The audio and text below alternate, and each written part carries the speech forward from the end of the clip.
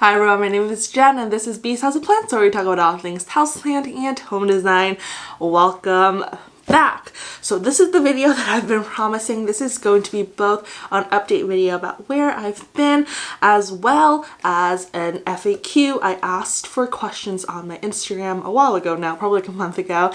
And so I have all the questions here still and I'm going to be answering all of them. And while I answer questions, I decided that'd be fun for you to be able to watch something, not just me answering questions. So I'm going to be converting a ton of my plants into LECA. I'm not going to explain how to convert my plants from soil to LECA because I already have a video on that. So I'll make sure to link it here for you in the cards. I think it's just called How to Convert Plants from Soil to LECA, or How to Transition Plants from Soil to LECA. And these are going to be my victims for today. So the first plant I want to convert, which is the one that needs it the most for sure, is this philodendron silver stripe. You can see it looks quite sad. That's because the soil in this plant sucks. I got it over a year ago, so I think it's about time to change out the medium anyways. But lately, the soil hasn't been holding on to any water at all. Even right after watering the plant still feels completely light and like if all of the water just ran through. And sometimes that happens with commercial soil, especially if it's kind of been a while since you watered them. They kind of become a little bit hydrophobic. So usually what you can do is just, put it in the shower or put it outside and then like really spray down the plant with a garden hose or your shower nozzle. And I did that, but it still didn't really work. The plant still looks relatively unhappy, very limp. So I'm just going to convert it into LECA. And then the second plant I'm going to convert will be this philodendron Brazil. This one took kind of a tumble recently. It fell. It usually hangs in my window up here, but it fell. So I just haven't put it back yet. And I figured that while we are kind of looking after this plant, I might as well convert it into LECA. And then the last one is the one that I'm a little bit unsure about whether or not I want to convert yet. This is my hanging philodendron micans. I have another philodendron micans. It's right back here. I think you can kind of see it in frame. That one's climbing up a totem pole right now, and that one is already in LECA. It's doing so well that I really like it, so I think I want to also convert this hanging one, but the hanging one is actually doing relatively okay. So I don't know, because it's kind of stressful to convert plants. So we'll put this one for last and I'll decide in a little bit whether or not I want to convert it. Okay, I want to show you a little bit about the pots I will be using today. Alright, sorry about that. My camera battery died, so the angle might look a little bit different now. I finally bought backup batteries at the end of last year. Game changer. Alright, so as I was saying, I want to show you about the pots I'll be using. You guys have seen this before. This is the plastic clear 6-inch orchid pots. I get them from Amazon. I love them. I can't stop talking about them. They are actually the best. They do have holes at the bottom. Someone asked me that. I got a lot of root rot at the end of December. I'll tell you about it in a second, but it was during the period of time where I had to really neglect my plants, and I was able to catch a lot of the root rot really early on because I had the clear nursery pots. So a lot of these are recycled from plants that I've then planted into other things.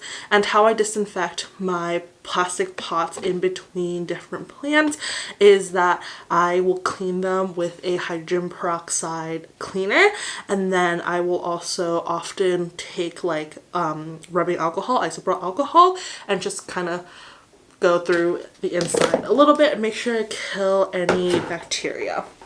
And then the outside pots for the LECA, because obviously with LECA plants you need something to hold the reservoir of water. These are plastic white nursery pots. They are 6.5 inch, so they fit the clear nursery pot perfectly. I really like this because one, it's plain and white, and I like that. I like how they all match on my shelf. Also, these have plugs at the bottom. They are silicone plugs and they are really good. I haven't had any leakage yet, and I have about 10 of these.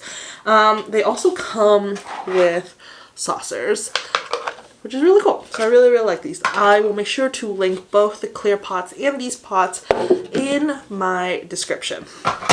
Okay, so let's start by unpotting the silver stripe. I have my handy dandy trusty pink bucket, and I'll tell you a little bit about where I've been. So I took a very extended break. Since I started my channel December of 2019, I've never gone more than a week of not uploading, and I ended up being gone for about a month, and it was absolutely unintentional. In fact, I was planning on doing Vlogmas or Plantmas, which is where you upload every single day for the month of December leading up to Christmas, because I had done that in 2019 and I wanted to do, you know, it again because it's a lot of fun. It didn't end up happening because we ended up getting some last minute renovations done. It wasn't really planned. It kind of just ended up working out that way, but we got all of the carpet in our house ripped out and got hardwood floors installed. It was kind of really stressful because we didn't plan it. So it was one of those things where it's like, okay, well now you have to move everything you own, pack it up into boxes. And we also did it right before Christmas. So I definitely don't recommend that you rip up your entire house the week before Christmas, but that's what ended up happening. So I had to pack pretty much everything that I owned into boxes.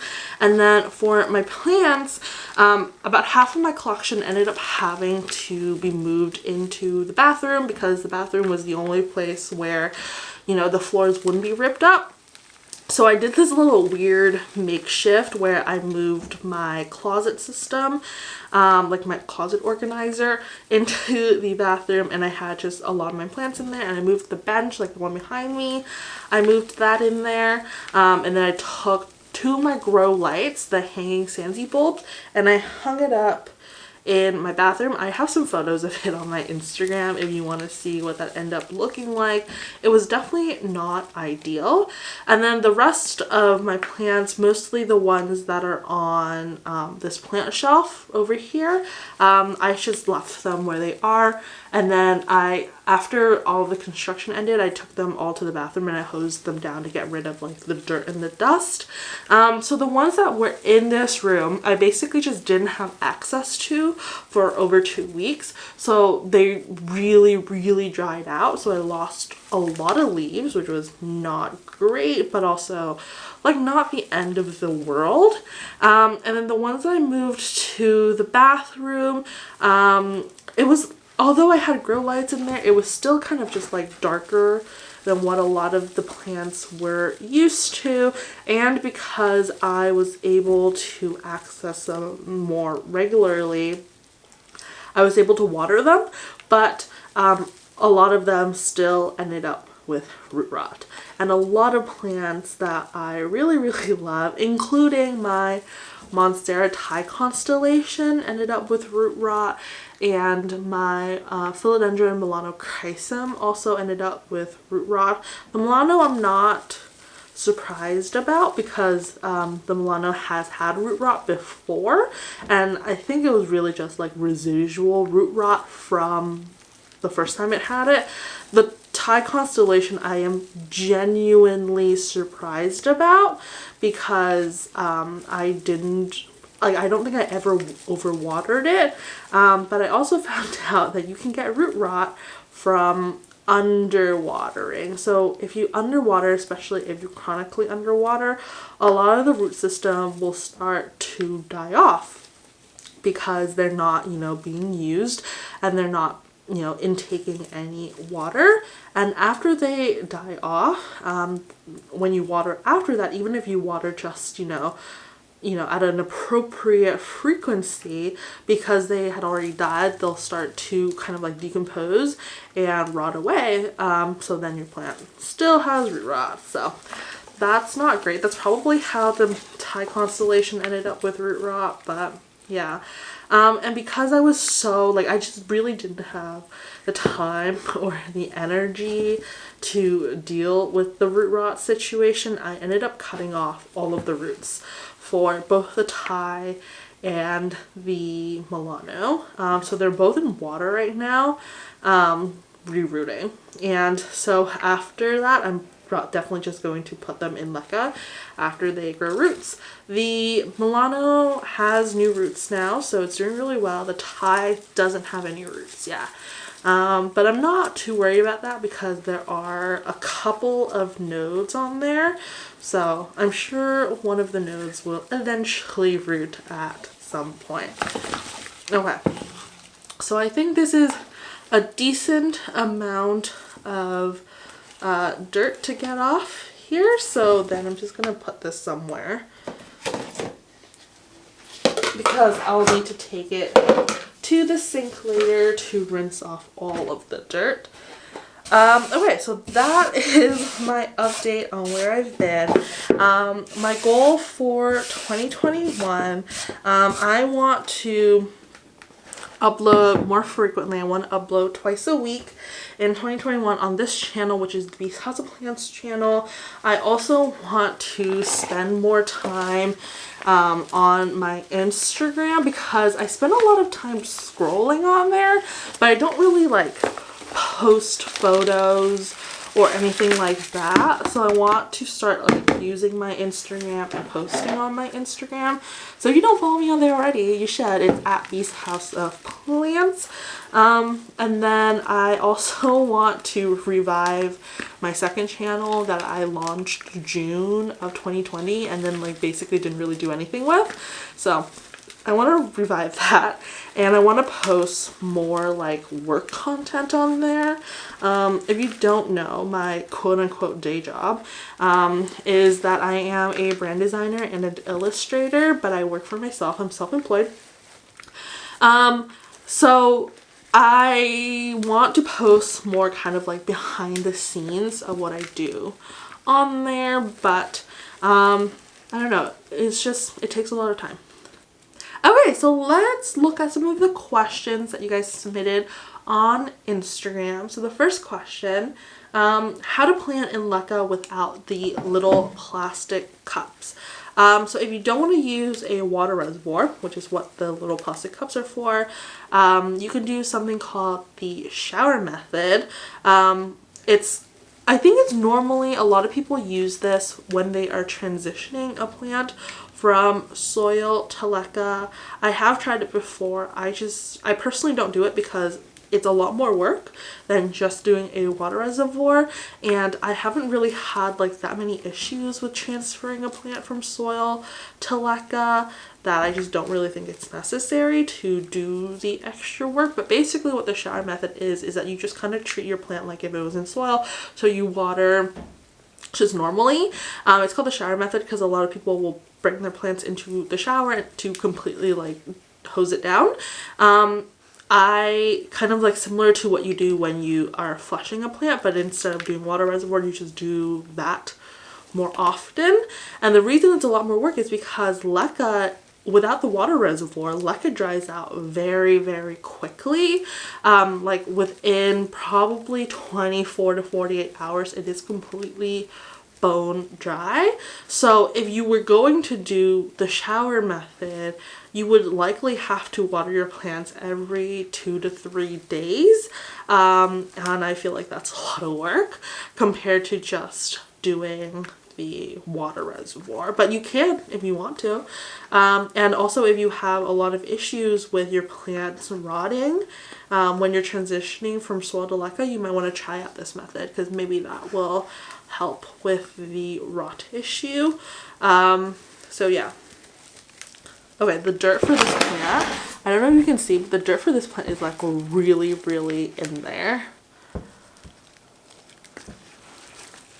Okay, let's see if there are other questions. How many Hoyas do you have in your collection? I have 1, 2, 3. 3 Hoyas. I have 3 Hoyas. I used to have more, I think, but I think a lot of, no, 4. I have 4 Hoyas. 1, 2. Yeah, I have 4 Hoyas in my collection right now. I had a Pollinera that died, and I still really, really want that plant. So that's definitely still on my wish list to get another one. I also had a Matilda at one point, but I just like didn't love it, so I ended up selling it. Hoyas are one of those things where Hoyas are very hyped right now, and it's one of those things where like I am actively trying to not get into Hoyas because I feel like Hoyas are a very slippery slope. It's like when you start to like Hoyas, you kind of just become obsessed with them immediately. And I want to be more intentional about buying plants, and I only want to buy plants that I both really like but also enjoy growing in my collection, especially after December and the period of time where like I really had to neglect a lot of my plants, so then a lot of them declined pretty rapidly because they were just being like completely neglected. I don't want to bring in a lot of plants that I know that I won't be able to fully take care of, because it's one thing to, you know, have like whatever, I have probably over 100 plants at this point.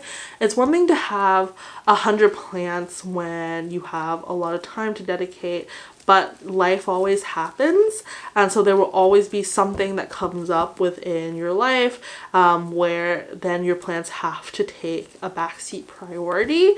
And I only want to have enough plants so that even in a like neglected period of time, I'm able to take care of my plants. I feel that was like a very long and convoluted phrasing of what I'm trying to say, so I hope that makes sense. But yeah, so I'm trying to be more intentional about plant buying. I haven't bought a plant in actually quite a while, probably like 3 or 4 months. I don't think I've bought a plant, so I'm really working on that.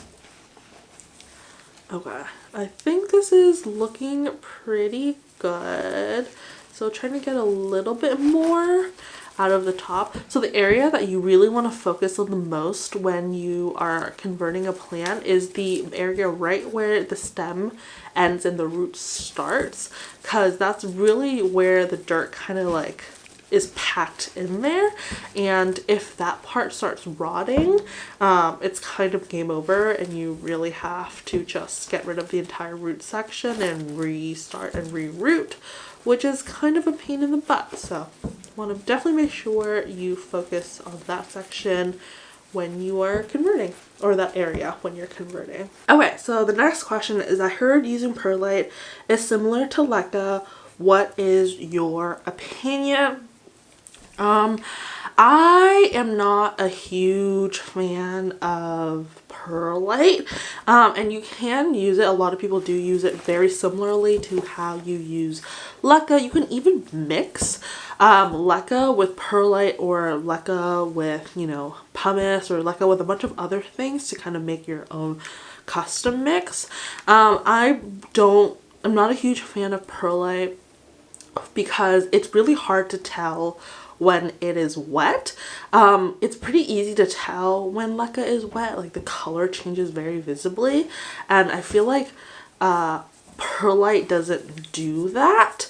I haven't really tried perlite as a permanent medium, but I have tried perlite propagation, and I had a lot of issues figuring out when to water the plant, so I probably just won't I probably won't do perlite propagation again.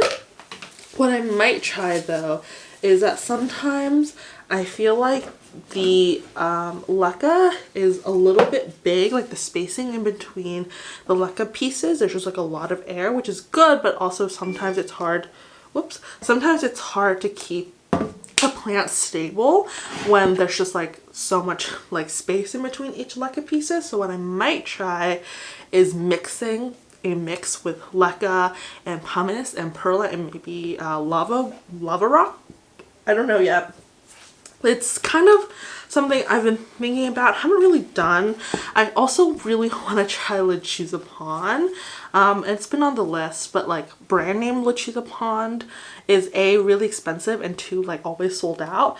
So still on the list of things that I need to do. Okay, next question. What type of soil to buy and what else you do for fun?